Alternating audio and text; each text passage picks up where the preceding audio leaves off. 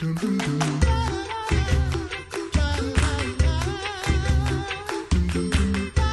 listening to The Coffee Hour. I'm Andy Bates. I'm Sarah Gulseth. And today we have the opportunity to get an update on the situation in Puerto Rico. Joining us by phone, the Reverend James Neuendorf, serving the Lord with the Lutheran Church Missouri Synod in Puerto Rico. Pastor Neuendorf, thanks for being our guest on The Coffee Hour.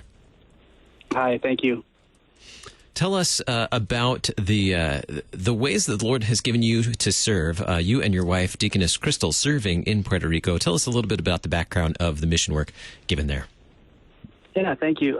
So we serve with LCMS Office of International Mission as a church planting couple. We're part of a larger team based in Mayagüez, about an hour away, and then here in Ponce, where my wife and I are serving. We are in a pretty new church plant. It's got about a year since my predecessor, Pastor Richard Schuler, started the congregation here in Ponce. We have about 15 regular members, and things are really just kind of getting started. We've been doing a lot of different outreach and things to the community.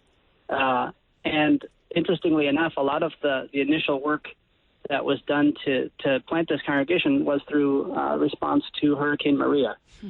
So in the DNA of our congregation is disaster response, 100%. And we didn't expect to be responding to one so soon or so close to Ponce. Mm-hmm. Yeah, describe where you're serving, the community of Ponce for us.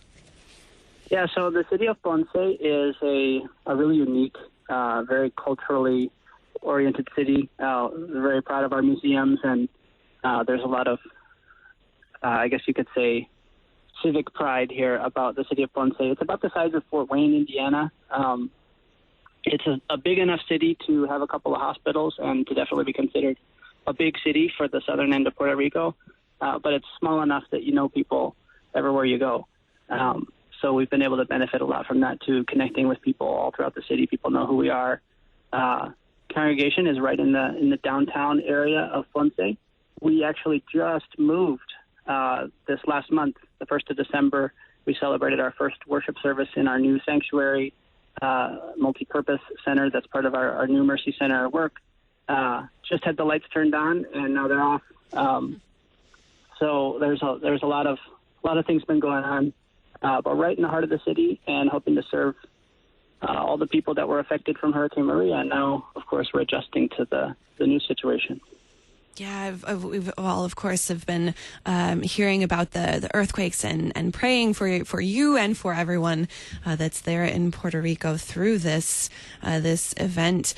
How have the earthquakes affected the community, your church buildings, the people that are around you? Yeah, so there has been a fair amount of damage. Fortunately, very little loss of life or personal injury, but significant damage.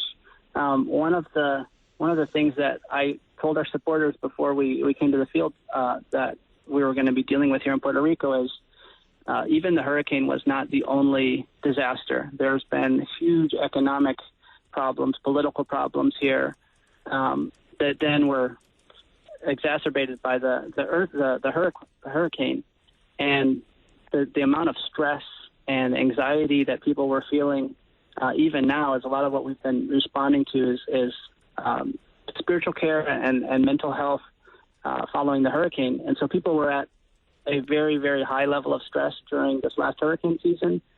People would call me really, really scared about storms that were coming. It was just this high level of stress. Now with this earthquake, I would say the biggest impact, in addition to buildings being destroyed, has been spiritual matters. People are scared. The fact that these earthquakes just keep happening, and it's not just like we had a large earthquake and we're having, I can't remember the word in English, replicas, the echoes, whatever. I don't remember the word. Aftershocks. Yeah. It's not like that. We seem to be having large earthquakes one after another, almost like a system, and they occasionally keep increasing. It's not over. They're warning that we could have an even larger one down the road. Damage continues to happen. They keep closing new roads, and the anxiety levels are just absolutely through the roof. So we've been we've been counseling people nonstop. They set up a couple of refugee centers in the different areas affected here in Ponce. There's about 500 people right now in the refugee center in it's kind of like a high school. It's a vocational school. And so we've been spending most of our time going around and counseling people, visiting people, praying with people, helping fill needs. We've been bringing things, especially for the most vulnerable populations, the elderly. There's a lot of elderly people without family. It's been a major issue here in Puerto Rico in general. A lot of elders that are all alone. Their kids might have moved to the States. They don't have anybody here. And a lot of them were living in these elderly living towers. A lot of them whom we've been connecting with for ministry purposes before. And those towers are all very severely damaged. They had to be evacuated. Elderly people with nothing. I mean, they have one little bag, like a purse, with their medicine, and they're sleeping, in a high school classroom with nobody coming by. It's just been an intense situation. So this has certainly kept you and Deaconess Crystal very busy, but this isn't. These are needs that you certainly can meet to some degree, but not needs that you can meet alone. Who have you been partnering with in order to meet the needs of the community that you're serving in Ponce? So fortunately, our mission team has had a good amount of experience with disaster relief, because that's what we've been doing since Hurricane Maria. So the team from Mayagüez at first was not able to come down because the road was blocked. But as soon as the road cleared, we had our team come from Mayagüez, and they've been very involved. We have been partnering with the local municipality. Surprisingly, there has not been a large number of volunteers or other agencies yet. We are the only church and the only church workers involved in Ponce. I've been able to pray with the mayor and the municipal staff. I've been working a lot with caring for those people in charge of coordinating things, police, firefighters, trying to do ride-alongs. It's overwhelming. There are very few volunteers.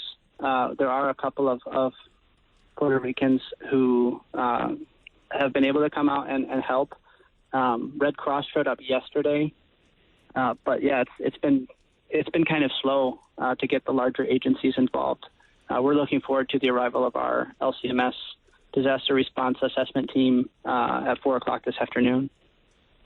Yeah, you mentioned being able to meet the people in the elder care buildings, and to be able to make those relationships prior to this happening. Talk a little bit more about those connections to people in the area that you were able to make that are now coming back and being helpful and beneficial to you as you counsel people through this.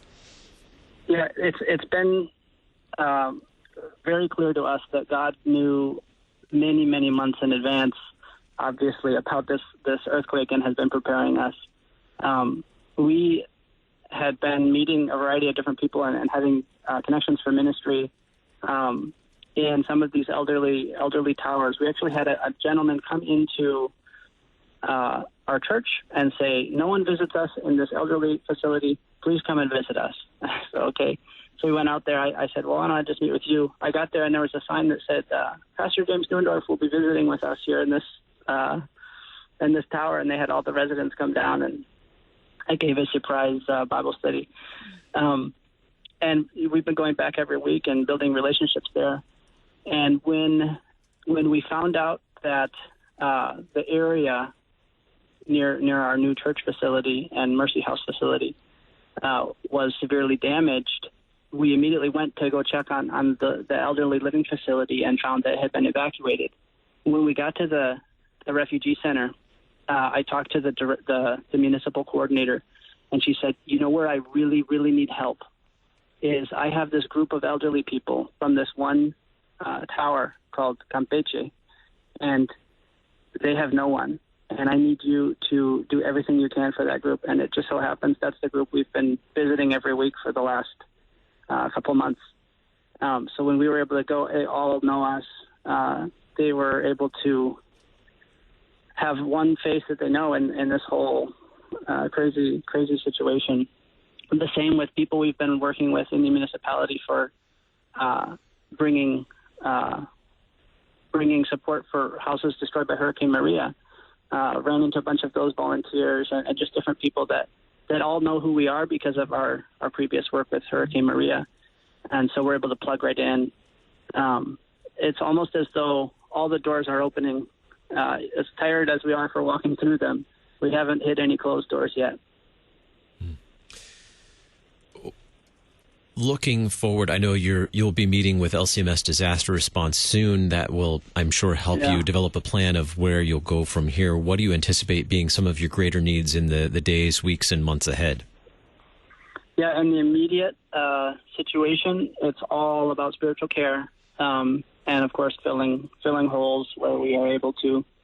Fortunately, right away, money was made available to us. We've been purchasing things like non-perishable, fruit snack cups and things like that to help people.